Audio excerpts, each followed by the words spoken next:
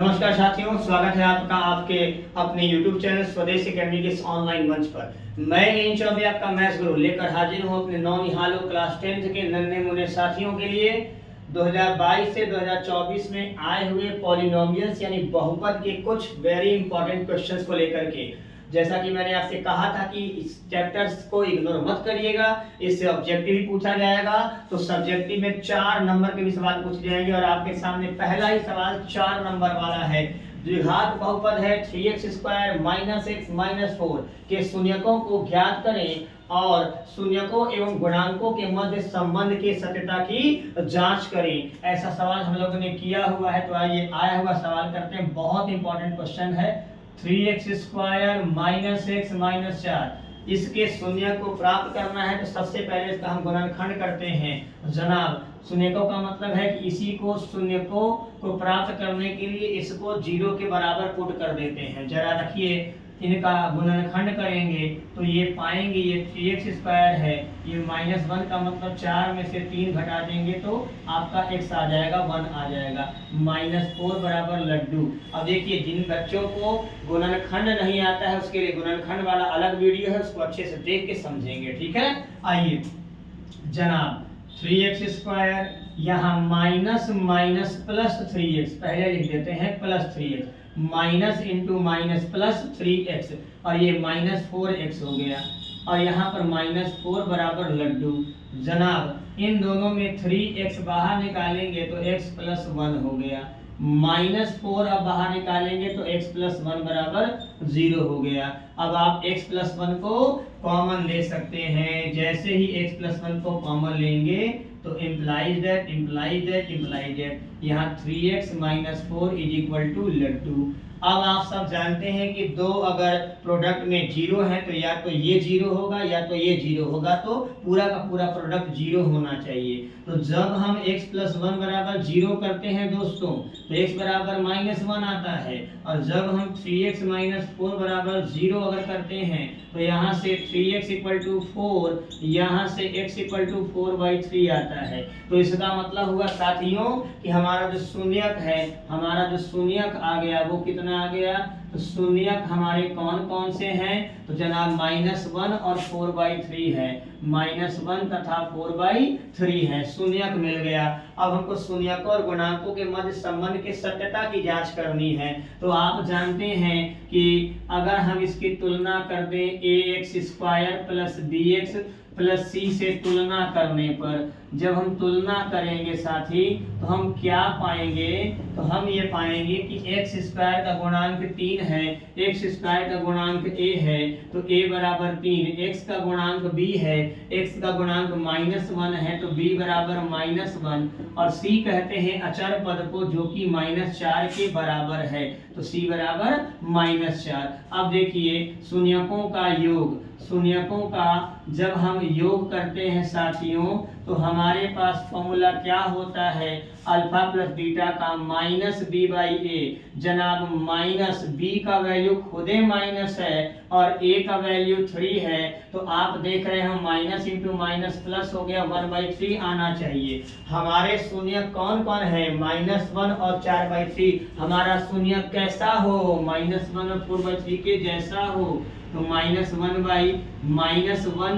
4/3, जरा इसको देखिए, तो -3 + 4/3 अर्थात 1/3, दोनों बराबर हो गया कि नहीं बराबर होगा?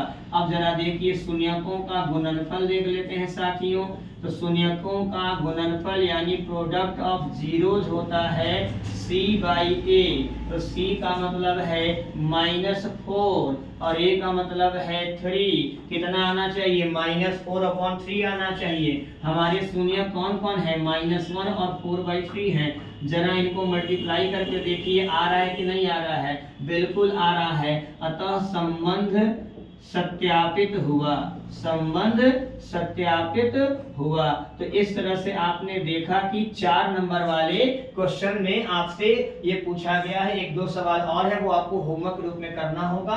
आइए हम चलते हैं, आपको 2-3 ऑब्जेक्टिव प्रश्न दिखलाते हैं कि यह चैप्टर MCQ के हिसाब से भी कितना ज्यादा इंपॉर्टेंट है।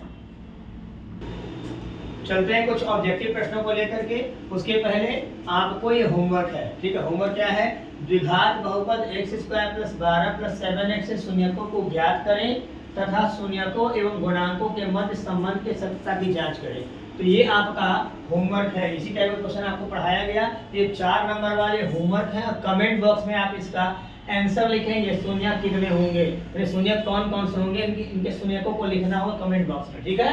चलिए आते हैं अब आपके टेलीग्राम पर। आप चाहे तो अपने इसके सॉल्यूशन के पिक भी भेज सकते हैं, कोई दिक्कत नहीं, हम चेक करके आपको बता देंगे सही है गलत है, ठीक है। तो आइए चलते हैं अब कुछ एमसीक्यू के क्वेश्चन को ले लिए। सवाल दिया है बहुपद 3x² + 5x + 2 के शून्यकों का योगफल क्या होगा। अब तक तो फॉर्मूला याद हो गया होगा कि शून्यकों का योगफल है -b/a। तो जरा अगर हम बात करेंगे -b/a की, देखिए a का मान हो गया 3, b का मान हो गया 5 और c का मान हो गया 2। तो यहाँ पर हो जाएगा -b/a का मतलब -5/3, क्योंकि a का मान 3 है। ऑप्शन नंबर सी आपका जवाब है। झटके में ये न मार दीजिएगा, ठीक है।